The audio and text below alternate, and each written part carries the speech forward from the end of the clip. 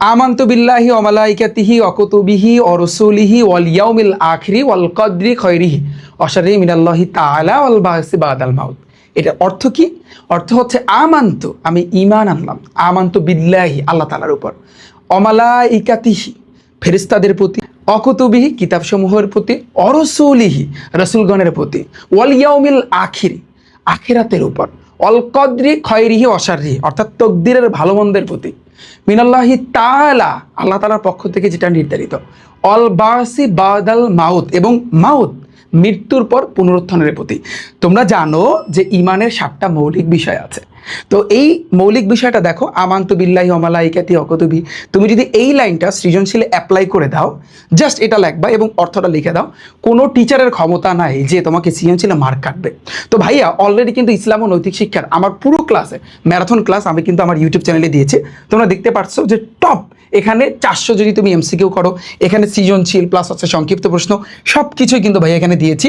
তুমি জাস্ট এই ক্লাসটা করো, তোমার ইসলাম ও নৈতিক শিক্ষায় তুমি যদি একেবারে প্রপারলি একেবারে এ প্লাস না, আমি টার্গেট নিচ্ছি 90 মার্ক, 90 মার্ক যদি তুমি পাইতে চাও তাহলে আমার এই ক্লাসটা কিন্তু তোমার দেখতে হবে। কেন তুমি বলবা? কারণ ইসলাম ও নৈতিক শিক্ষায় কিছু নিখুঁত বিষয় আছে। তোমরা অনেকে যেটা করবা, এখন গাইড খুলা পড়া শুরু করবা, ভাই এটা ভুল, সম্পূর্ণ ভুল। তোমার মারা দেওয়ার জন্য এই একটাই পারফেক্ট। জাস্ট তুমি যদি এখন বলো যে না আমি মেইন বুক পড়বো না, আমি গাইড খুলে পড়া শুরু করি, এটা ভাইয়া ভুল। কোন জিনিসটা ইম্পর্টেন্ট, কোনটা তোমার লাগবে, সব তো ইম্পর্টেন্ট না।